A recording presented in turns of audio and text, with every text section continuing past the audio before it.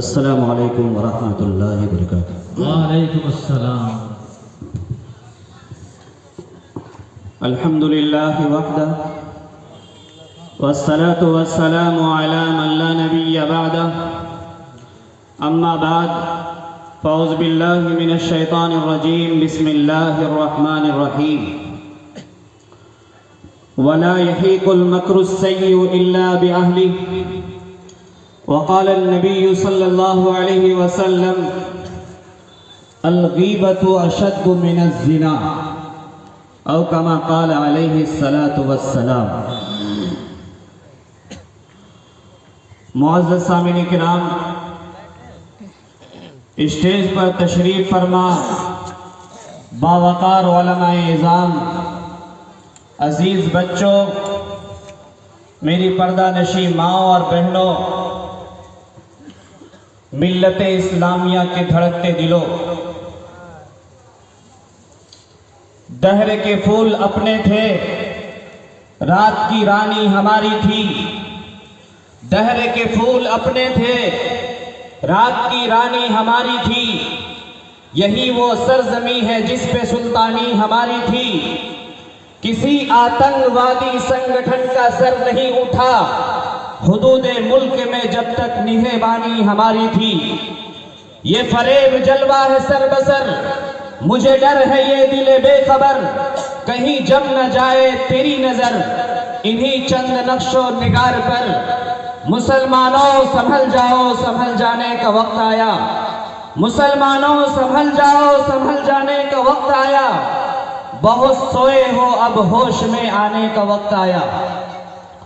معزز سامعین کرام، آپ کے سامنے بینر پر لکھا ہوا جو عنوان ہے اس کا نام ہے تعمیر ملت کانفرنس۔ تعمیر ملت۔ میں آپ سے پوچھنا چاہتا ہوں کہ ملت کون سی چیز کا نام ہے؟ ملت کیسے بنتی ہے؟ ملت کہاں سے آتی ہے؟ ملت ایک ایک افراد کو ملا کر جوڑ کر بنایا جاتا ہے، اور ملت کو جوڑنے کے لیے تخریب ملت کی ضرورت نہیں پڑتی بلکہ نظام ملت کی ضرورت پڑتی ہے۔ جب نظام بنے گا تو عقابی روح جب بیدار ہوتی ہے زمانوں میں، عقابی روح جب بیدار ہوتی ہے جوانوں میں، نظر آتی ہے ان کو اپنی منزل آسمانوں میں۔ آج ہمارے سامنے جیتا جاگتا مثال حضرت مولانا مفتی امان اللہ صاحب کی ہے، جنہوں نے قلیل مدت میں، بہت کم وقت میں آپ کے سامنے یہ سایہ دار درخت لگایا ہے جس میں ہم آپ بیٹھے ہیں۔ اگر ان کی کوشش نہیں ہوتی، اگر ان کی محنت نہیں ہوتی، اگر ان کی کاوش نہیں ہوتی تو یقین مانیے اس گیلے کچڑے جگہ میں اور یہ کھیت والی جگہ میں آج یہ شجر نہیں لگتے۔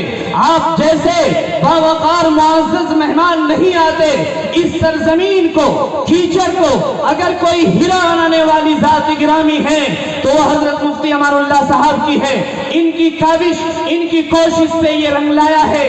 میں آپ سے کہنا چاہتا ہوں یہ ملک اور اس ملک کی ساری چیزیں ہماری تھی، کیونکہ اس 800 سال تک اس ملک میں ہم نے حکومت کی ہے۔ مسلمان حاکم تھا، آج محکوم ہے۔ مسلمان آقا تھا، آج غلام ہے۔ مسلمان تعمیر ملت کے لیے آیا تھا، مسلمان ملت کو اوپر اٹھانے کے لیے آیا تھا، مسلمان اسلام کے معیار کو بڑھانے کے لیے آیا تھا۔ لیکن آج سب سے زیادہ اگر رپورٹ پر غور کیا جائے تو آپ کو معلوم چلے گا کہ سب سے زیادہ حقیر، سب سے زیادہ ذلیل، سب سے زیادہ رسوا اگر کسی قوم کو سمجھا جاتا ہے جس کا خون پانی سے زیادہ سستا ہے تو وہ صرف مسلمان کی ذات ہے، چاہے وہ پیلو خان ہو، چاہے وہ علیم الدین ہو۔ آج اگر کسی مذہب کے اندر، کسی دھرم کے اندر ایک افراد کو مار دیا جائے تو سارا ملک جام کر دیا جاتا ہے، سارے ملک کو قید کر دیا جاتا ہے، روڈوں کو بند کر دیا جاتا ہے۔ لیکن ایک مسلمان کا خون اتنا زیادہ سستا ہو گیا کہ ان کے خون بہتے رہتے ہیں، نالے میں ان کا گوشت کا ٹکڑا بہ کر جاتا رہتا ہے، لیکن ملت کا کوئی فرد کھڑا ہو کر حساب لینے والا نہیں ہے. کیوں؟ اس لیے کہ تعمیر ملت نہیں ہے. اگر ملت کی تعمیر کی جائے, اگر مسلمانوں میں اتحاد پیدا ہو جائے, اگر مسلمان اپنے نظام کو اور قرآنی احکام کو نافذ کرنا چاہے تو مسلمانوں کو ضرورت پڑے گی کہ وہ حاکم بنے گا, مسلمانوں کو ضرورت پڑے گی وہ محکوم نہیں بنے گا. کیوں؟ اس لیے کہ شریعت کو نافذ کرنے کے لیے حکومت کی ضرورت پڑتی ہے, نفاذ کو ثابت کرنے کے لیے غلامی کی نہیں آقا کی ضرورت پڑتی ہے. قرآن کا حکم ہے اگر کوئی شادی شدہ آدمی زنا کر لیتا ہے تو قرآن کا حکم ہے گلا تک بھرے مجمع میں گڑھا کھود کر ان کو پتھر مار مار کر شہید کر دیا جائے. لیکن میں آپ سے پوچھنا چاہتا ہوں, ہندوستان کے پورے سرزمین پر آپ چپے چپے چھان ماریے, لیکن کیا کہیں یہ پتا چلتا ہے کہ کسی آدمی کو سنسار کیا گیا ہو؟ اگر کوئی غیر شادی شدہ زنا کرتا ہے تو ایسے آدمی کا حکم قرآن کا یہ ہے کہ ان کو 100 کوڑے لگائے جائیں گے. لیکن کیا 100 کوڑے لگائے جاتے ہیں؟ نہیں. کیوں؟ اس لیے کہ نظام ہمارا قائم نہیں ہے, اس لیے کہ اسلامی حکومت نہیں ہے. اور اسلامی حکومت کرنے کے لیے ہم لوگوں کو ایک مضبوط پہل کرنا پڑے گا, ایک مضبوط قدم اٹھانا پڑے گا. اور وہ مضبوط قدم یہ ہے کہ آج پوری دنیا کی ٹیکنالوجی پر اگر آپ غور کریں گے تو آپ کو پتا چلے گا یہودی مٹھی بھر جماعت پوری دنیا کو مٹھی میں لے کر کے گھما رہی ہے, پوری دنیا کو اپنے قبضہ میں لی ہوئی ہے. اور ہندوستان کی سرزمین کی تاریخ پر اگر آپ غور کریں گے تو آپ کو پتا چلے گا یہ برہمن وادی جنہوں نے اپنے ملک کے اصل اعلیٰ سلطنت کے عہدہ کو سنبھال رکھا ہے, جس کی وجہ سے مسلمانوں کے خلاف پلاننگ بھی کی جاتی ہے, مسلمانوں کے خلاف قانون بھی بنائے جاتے ہیں, مسلمانوں کے خلاف جو چاہتا ہے وہ کر گزرتا ہے. کیوں؟ اس کی وجہ یہ ہے کہ مسلمانوں نے پڑھانا چھوڑ دیا. جس مسلمان کو حکم دیا گیا تھا سب سے پہلی نازل ہوئی تھی اقرا بسم ربک الذی خلق خلق الانسان من علق. میرے بھائیوں, یہ عہد کرنا پڑے گا, یہ طے کرنا پڑے گا آج مدرسہ رشیدیہ کی سرزمین سے کہ ہم اپنے بچوں کو ہر حال میں پڑھائیں گے.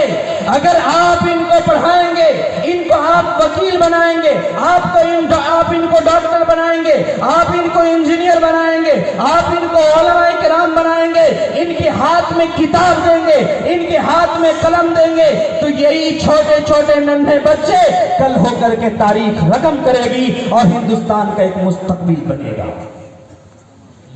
اور اگر اس پر غور نہیں کیے تو پھر وہی دن ہے کہ پانی پر بہنے والے جھاگ کی کوئی قدر کوئی حیثیت نہیں ہوتی, ایسے ہی ہماری بھی کوئی حیثیت نہیں ہوگی.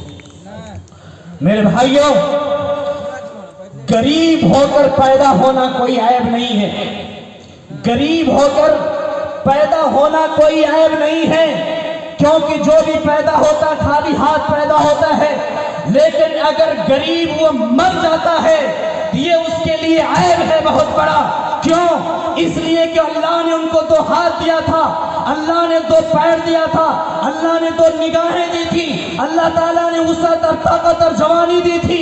انہوں نے کچھ نہیں کیا اور غربت میں خود بھی زندگی گزار دیا اور اپنے بچوں کو بھی غریب بنا کر کے چلے گئے. آج کل کی بات ہے, ہمارے مسجد میں ایک ضعیف آدمی آئے اور وہ رو رہے تھے اور کہہ رہے تھے میری بیٹی کی شادی ہے, جہیز میں اتنا پیسہ کا ڈیمانڈ ہے, میرے پاس کچھ نہیں ہے. ہم نے ان سے پوچھا آپ اتنا دن سے کیا کر رہے تھے؟ کہا کہ 4 مہینہ کی جماعت میں گئے تھے, اس کے بعد کیا کیا تو چلا کی جماعت لگایا. ہم نے کہا آج شادی کیے ہیں تو آپ مسجد کے گیٹ پر بھیک مانگنے آئے, آپ کو شرم نہیں آتی؟ کیوں آپ نے اپنی تعمیر جوانی میں کی تھی؟ کیوں آپ نے اپنی بیٹی کی پیدائش کے بعد اس کے لیے فکر کیا تھا؟ یہ ذہن کی کمزوری کی علامت ہے, یہ مستقبل خراب کرنے کی پہچان ہے. کیونکہ مسلمانوں کو بزدل نہیں بنایا گیا, مسلمان کو خوددار بنایا ہے, مسلمان کو خود غرض نہیں بنایا, مسلمان کو سپہ سالار بنایا ہے. اگر ہم مستقبل میں اچھا بننا چاہتے ہیں, مستقبل کو روشن کرنا چاہتے ہیں, تو آپ کو یہ سبق لے کر اٹھنا پڑے گا کہ جو کچھ کرنا ہے اسی یہی زندگی میں کرنا ہے، چاہے دنیا کے لیے ہو چاہے آخرت کے لیے ہو۔ اسی لیے اللہ کا فرمان ہے ربنا آتنا فی الدنیا حسنہ وفی الآخرۃ حسنہ وقنا عذاب النار۔ اے اللہ میرا دنیا بھی بہتر بنا دے، میرا عقبہ بھی بہتر بنا دے۔ دنیا کے لیے بھی فکر کرنا۔ جو لوگ یہ بیان کرتے ہیں کہ جو لوگ دنیا کے پیچھے دوڑتا ہے وہ مرا ہوا کتا کی طرح ہے، جو دنیا کے پیچھے دوڑتا ہے وہ مرے ہوئے بکری کے اوپر جس طرح سے شکاری دوڑتے ہیں ایسے ہی وہ مسلمان ہے۔ میں کہنا چاہتا ہوں یہ حکم ان کے لیے ہے جو امیر حضرات تھے، یہ حکم ان کے لیے ہے جو سردار تھے، یہ ان کے لیے ہے جو امیر المومنین تھے۔ جن کے پاس کچھ نہیں وہ کیا خرچ کرے گا، جن کے پاس کچھ نہیں وہ کیا قناعت پسندی کرے گا، جن کے پاس کچھ نہیں ان کو کیا حکم دیا جائے گا کہ تم کو اس راستے سے چلنا ہے۔ ارے اندھوں کو کیا سبق سکھایا جائے گا، یتیموں کو کیا سبق دیا جائے گا، بیواؤں کو کیا خرچ کرنے کی ترغیب دی جائے گی۔ پہلے تو اس لائق ہمیں بننا ہوگا تاکہ ہم خرچ کریں، اس لائق ہمیں بننا ہوگا جو بیواؤں کا سہارا بنے، اس لائق بننا ہوگا جو یتیموں کی پڑھائی کا بندوبست کرے، اس لائق بننا ہوگا کہ اپنے پڑوسیوں کی دیکھ بھال کرے، اس لائق بننا ہوگا جو اپنے مسلم بستیوں کو ٹٹولے۔ نظام تعمیر کی ملت اس وقت تک نہیں ہوگی جب تک مسلم بستیوں کے اندر ہر بستی میں 10-20 نوجوان کا منظم جماعت نہ بنائی جائے۔ انی آمرکم بخمس واللہ امرنی بہن۔ اللہ کے نبی جناب محمد رسول اللہ صلی اللہ علیہ وسلم نے فرمایا کہ اللہ تبارک تعالیٰ نے مجھے 5 چیزوں کا حکم دیا ہے، اور اللہ تعالیٰ نے فرمایا واللہ امرنی بہن۔ نبی نے فرمایا واللہ امرنی بہن هو الجماعہ، کہ اللہ نے مجھے ڈائریکٹ حکم دیا ہے، حدیث قدسی ہے کہ تم جماعت کے ساتھ ہو جاؤ۔ آپ کے بستی میں چند نوجوان ہو جو دین پر چلنے والا ہو، جو بستی کے نظام کو سنبھالنے والا ہو، جو بے نمازیوں کو نماز کی ترغیب دینے والا ہو، جو یتیم کا سہارا بننے والا ہو، جو قرض لینا چاہتا ان کو قرض دینے والا ہو۔ صرف یہ بیان کر دینے سے کام نہیں چلے گا کہ سود لینا حرام ہے، صرف یہ کہہ دینے سے کام نہیں چلے گا کہ یتیم کی مدد کرنا ضروری ہے، صرف یہ کہہ دینے سے کام نہیں چلے گا کہ آپ مسکینوں کی مدد کیجئے۔ آپ کو اس شیب کا، اس سسٹم کا نظام بنانا پڑے گا، اس طریقے کا تعمیر ملت کے لیے کوشش کرنی پڑے گی۔ یہاں سے یہی سبق دیا جاتا ہے کہ آپ ملت کی تعمیر کیجئے، آپ ملت کے خیر خواہ بنیے، آپ ملت کے لیے صحیح راستہ تلاش کیجئے۔ اگر آپ نے سبق نہیں حاصل کیا اور ملت کے لیے سوچا نہیں تو آج سے زیادہ گھٹیا دن کل آنے والا ہے۔ میرے بھائیوں، اللہ کے اوپر وشواس کر کے، بھروسہ کر کے اپنے آپ کے اندر ایک جنون پیدا کیجئے کہ ہم عبادت میں بھی سب سے آگے رہیں گے اور دنیا کمانے میں بھی سب سے آگے رہیں گے۔ نہ دنیاوی اعتبار سے پیچھے نہ اخروی اعتبار سے پیچھے، ہر حال میں ہمیں آگے رکھنا ہے، کیونکہ الید العلیٰ خیر من ید السفلیٰ، اوپر والا ہاتھ نیچے والے ہاتھ سے بہتر ہوتا ہے۔ قوی آدمی کمزور آدمی سے بہتر ہوتا ہے۔ اس لیے پلاننگ کیجئے، کوشش کیجئے۔ یہ سبحان اللہ کچھ دعوت دے رہا ہے، اس لیے میں آپ سے رخصت ہونا چاہتا ہوں۔ دل بدل سکتے ہیں، جذبات بدل سکتے ہیں، دل بدل سکتے ہیں، جذبات بدل سکتے ہیں، ملک کے فکر و خیالات بدل سکتے ہیں، دور موجود کے دن رات بدل سکتے ہیں۔ اے مسلمانوں، تم بدل جاؤ تو حالات بدل سکتے ہیں۔ مسلمانوں سمجھ جاؤ، سمجھ جانے کا وقت آیا، بہت سوئے ہو اب ہوش میں آنے کا وقت آیا۔ وما علینا الا